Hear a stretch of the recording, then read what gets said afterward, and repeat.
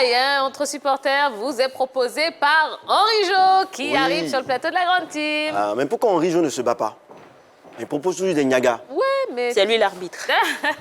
Bonsoir Tia, bonsoir la famille. Salut Henri Jo. Bonsoir. Soyez relax, chauffez-vous, étirez-vous, parce que c'est le Niaga des supporters. Si vous voulez, il n'y a pas de souci.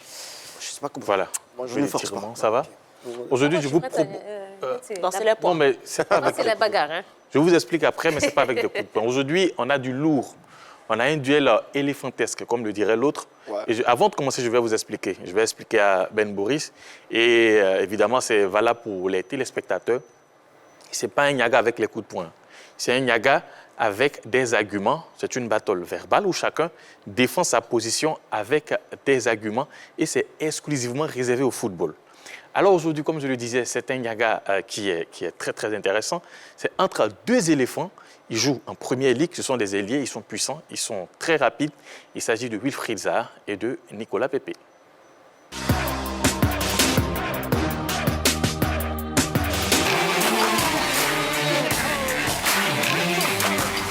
Oui, Wilfried Zaha, Nicolas Pepe, pas évident hein, le choix. Hein. Alors, bien sûr, et pour vous permettre ici en plateau de pouvoir vous prononcer sur les performances de ces deux joueurs, on va vous donner les statistiques de ces deux ailiers ivoiriens cette saison en championnat en Première Ligue. En commençant par Wilfried Zaha. En championnat, c'est 29 matchs joués pour 3 buts et 3 passes décisives.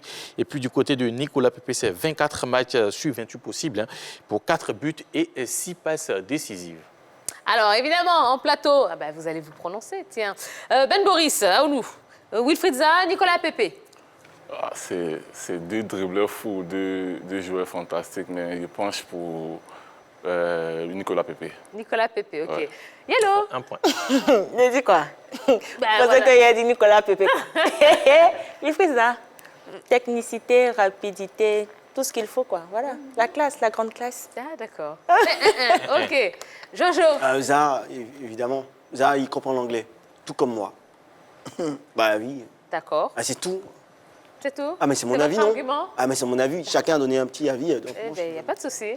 Et Non, moi, Roger Stéphane? Je n'ai pas de choix à faire, Théa. Zaha est plus puissant, Pepe est plus malin.